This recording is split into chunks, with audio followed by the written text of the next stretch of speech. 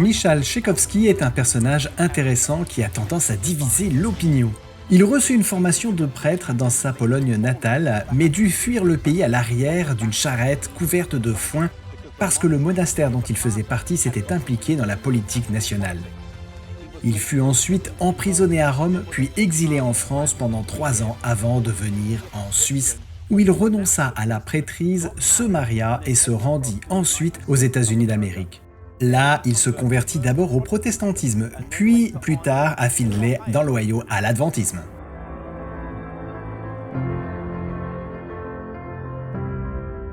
La présence d'un ancien prêtre catholique au sein de l'Église suscita beaucoup d'intérêt et de fréquentes mentions dans la Review and Herald. Il travaillait près de la frontière canadienne avec les colons français avant de s'installer à New York où il travailla avec des Français, des Hongrois, des Italiens, des Polonais, des Suédois et fonda une congrégation à Brooklyn. James White trouva qu'il était difficile de travailler avec lui, un personnage têtu qui aimait marcher au rythme de son propre tambour.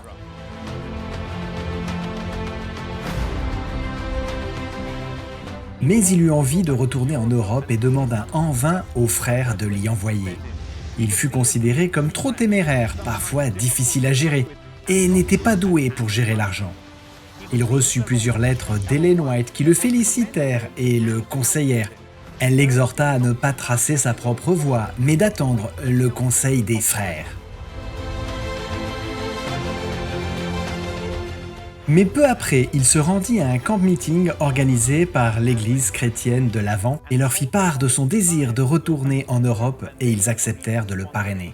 En 1864, il se rendit dans le nord de l'Italie où il travailla près de Torre Pellice pendant 14 mois. Il alla ensuite en Suisse où il travailla pendant environ 3 ans et baptisa une quarantaine de croyants.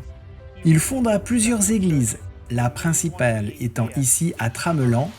Organisée en 1867, elle est la première église adventiste à pratiquer le sabbat en dehors de l'Amérique du Nord.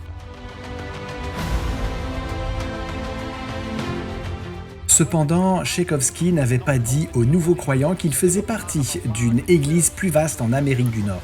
Mais l'un des croyants ici à Tramelan trouva un exemplaire de la Review and Herald dans les affaires de Tchaïkovski et entama une correspondance avec l'Église d'Amérique. La première lettre qu'il leur envoya fut simplement adressée adventiste à Battle Creek. Alors qu'ils commençaient à correspondre, l'Église d'Amérique se trouva fort réjouie d'entendre parler des adventistes qui observaient le sabbat dans la lointaine Suisse.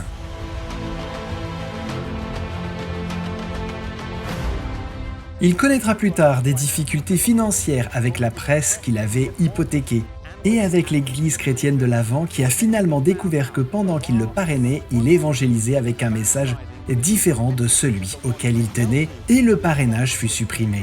Il travaillera ensuite en France, en Allemagne et en Hongrie, puis en Roumanie où il suscita un autre groupe de convertis. Il mourut d'épuisement à l'âge de 57 ans en 1876.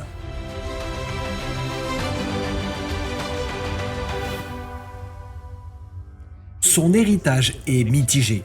Nombre de ses convertis étaient de la plus haute qualité et allaient avoir un impact significatif sur l'Église en Europe.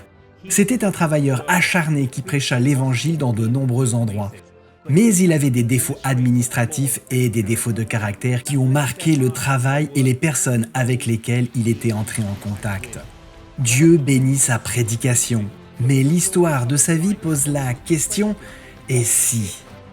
Puissions-nous écouter les conseils de nos collègues, tenons-nous-en aux conseils inspirés et que nous travaillions en harmonie avec les frères pour faire avancer l'œuvre de Dieu.